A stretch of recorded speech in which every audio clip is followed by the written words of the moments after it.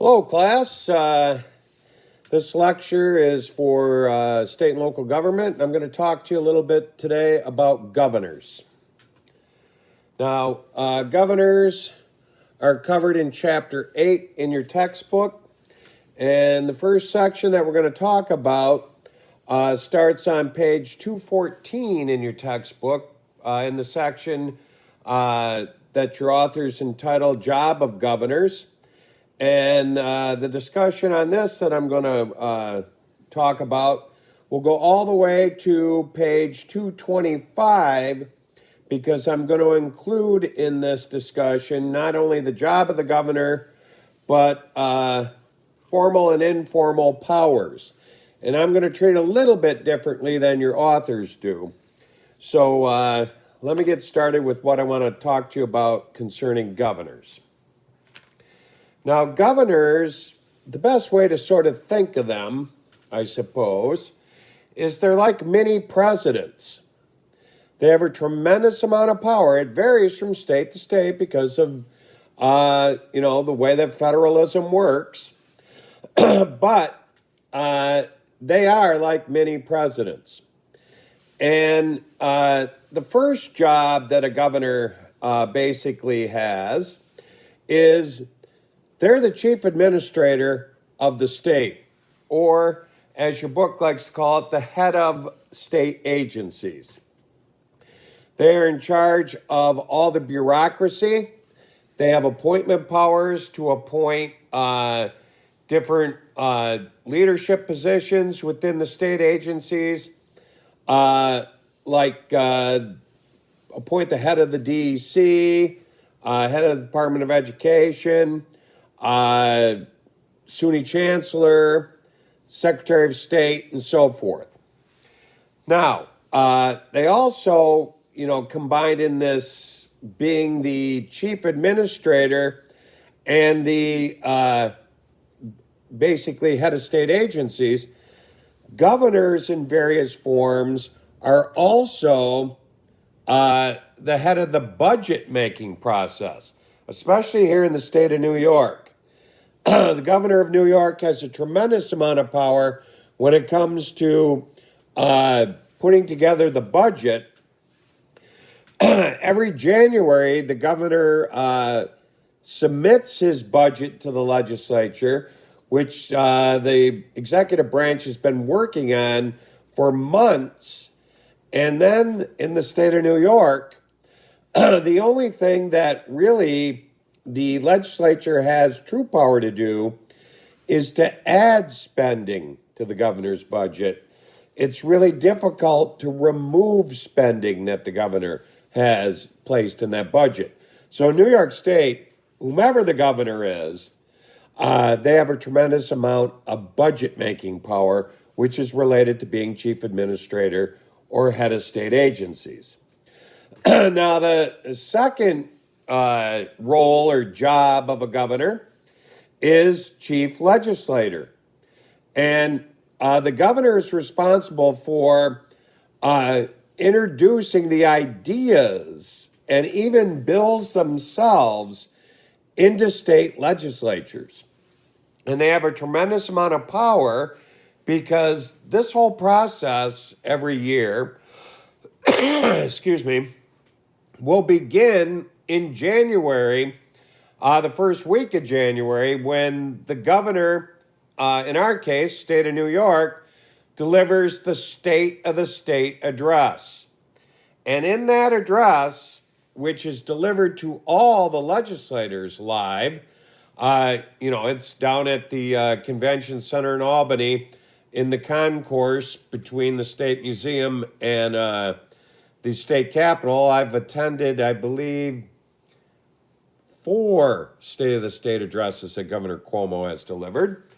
And they deliver, in the state of New York, deliver it to all the members of the 150 members of the state assembly, 63 members of the state senate.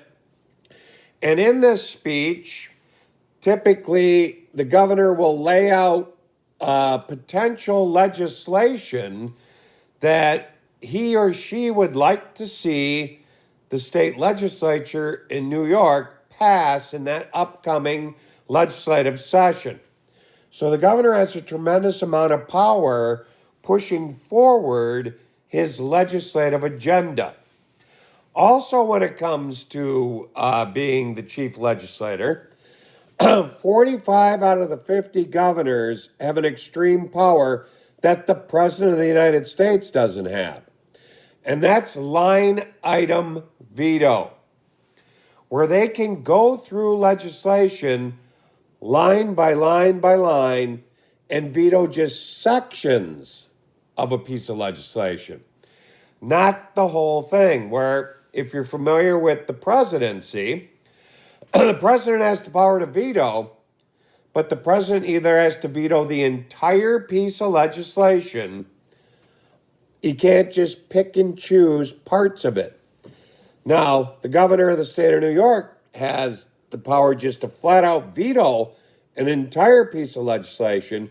But when it comes to legislation that spends money, this is where they'll utilize the line item veto power, and they'll go through it line by line and veto specific spending lines in it.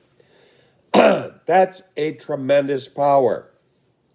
And for each one of those line item vetoes, then the legislature, and it varies state to state to state, it can be a 2/3 majority, a 3/5 majority when it comes to line item vetoes, or even just a simple majority to override each line item veto. Now, with the regular veto, just like the presidency, requires a 2/3 majority if the governor were to veto the entire piece of legislation. Now, another role or job of the governor is party leader. And party leadership varies from state to state. And in the case of New York, a governor is not necessarily automatically the party leader. It may take a while for that governor to gain the power within his state party to really be considered the party leader. Let me give you a couple examples of this. When Governor Pataki was elected some time ago, he was basically an unknown senator from Peekskill. And when he was elected, he was not automatically in the position as the leader of the Republican Party. In fact, the leader of the Republican Party, when Governor Pataki was elected for the first time, was the United States Senator who really was responsible for pushing Pataki forward as a candidate for the governorship, as they were close friends. And that was Senator Alphonse D'Amato. He was a senior senator, was the leader of the Republican Party in the state of New York, and he's the one responsible for getting Pataki nominated and ultimately winning the governorship. Now, not too long after that, Alphonse D'Amato was defeated by a representative, a member of the House from Manhattan, Chuck Schumer. And once D'Amato was gone, then Pataki moved into that position as leader of the Republican Party and governor of the state of New York. Same thing goes for Governor Cuomo. First time he was elected, he wasn't automatically the party leader. Senator Chuck Schumer was. And even as it exists today, yes, Governor Cuomo really is the leader of the Democratic Party in the state of New York, but Senator Schumer has a tremendous amount of influence among the Democratic Party in the state of New York also. So the party leadership is sort of more of a vague role, and when you get to the part of formal and informal powers, it's also sort of a vague, informal power.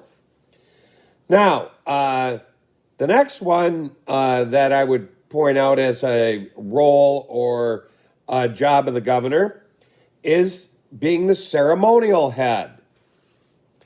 This is where the governor travels around the state for ribbon cutting activities and things like that. So if somebody's opening up a brand new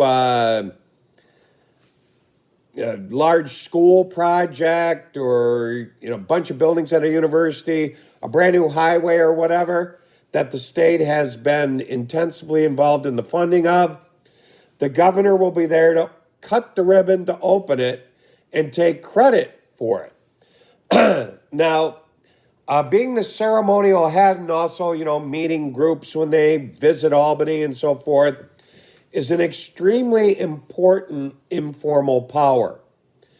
So let me give you a couple examples of that. Governor Cuomo is a very accomplished ceremonial head.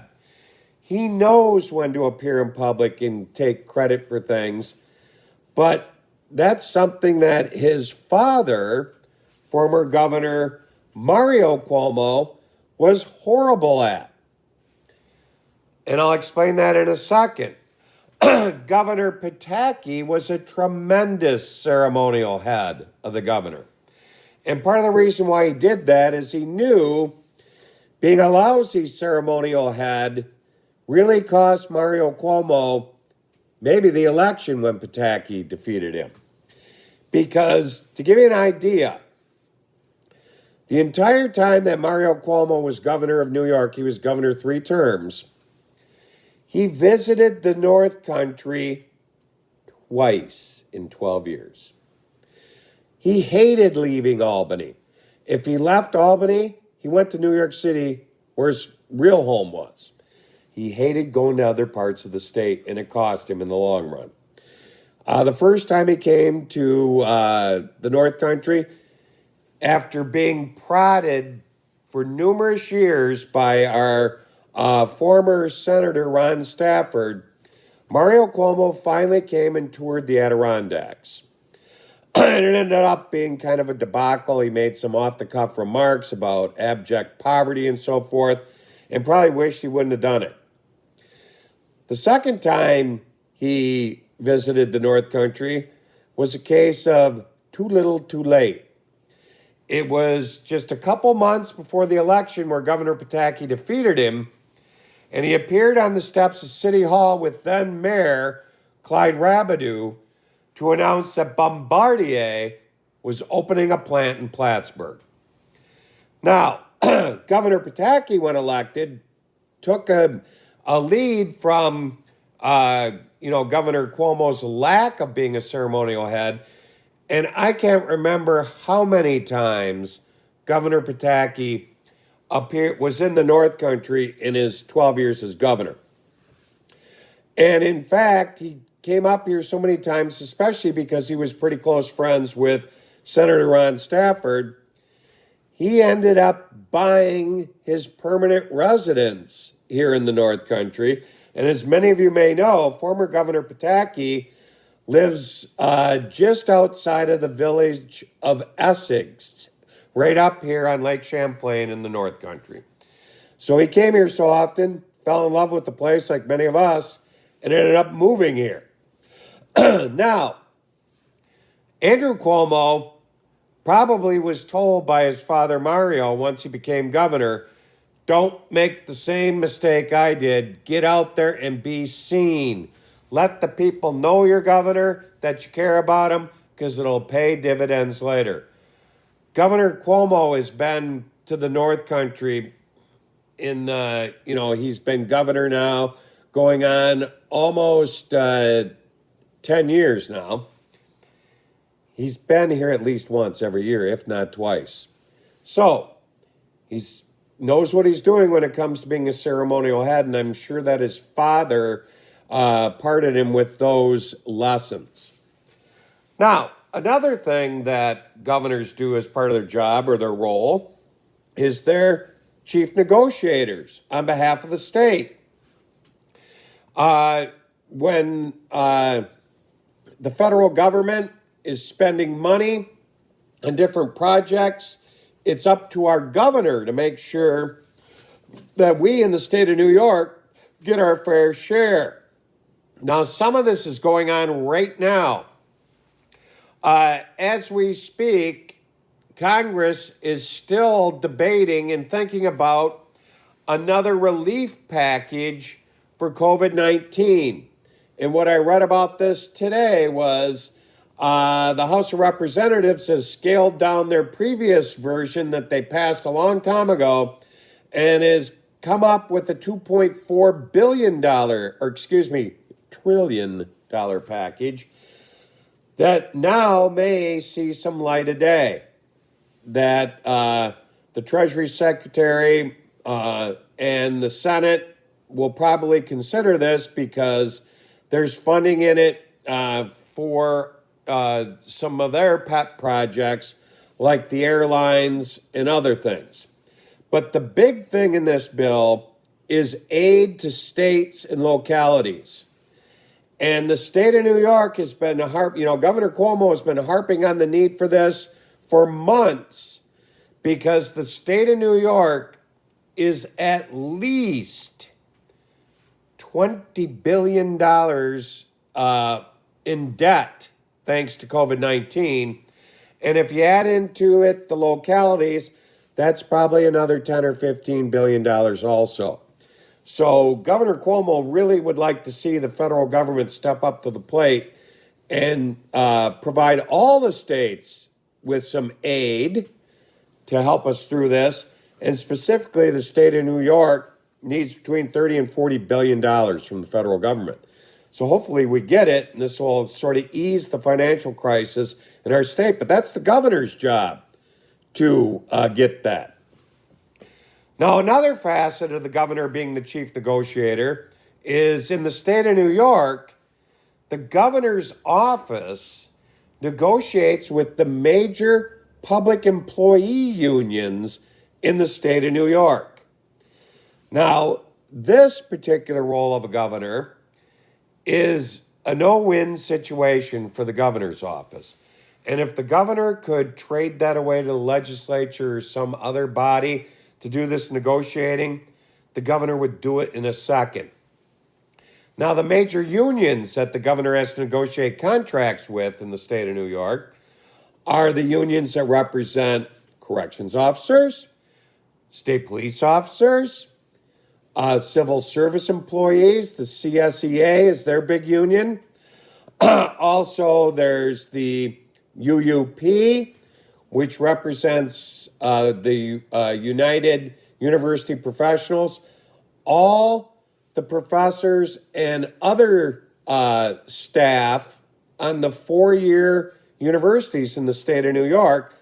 You're familiar with Plattsburgh State, but there's over 30 of them in the state of New York with obviously thousands of employees in the UUP negotiate their contract with the governor's office also. Now, here's why it's a no-win situation.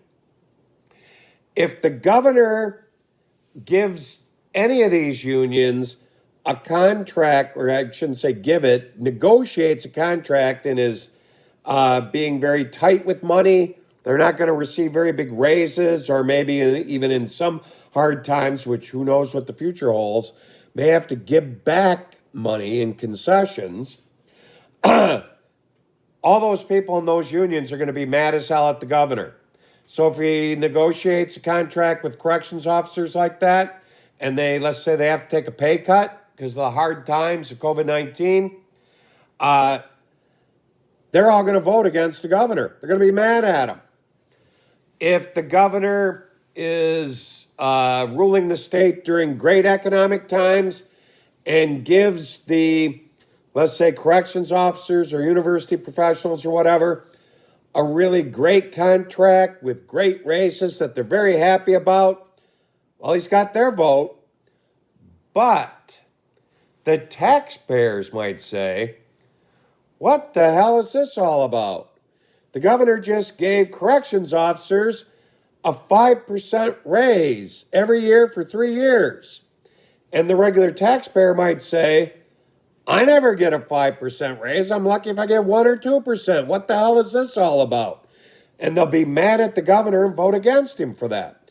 So like I told you, it's a no-win situation for the governor's office.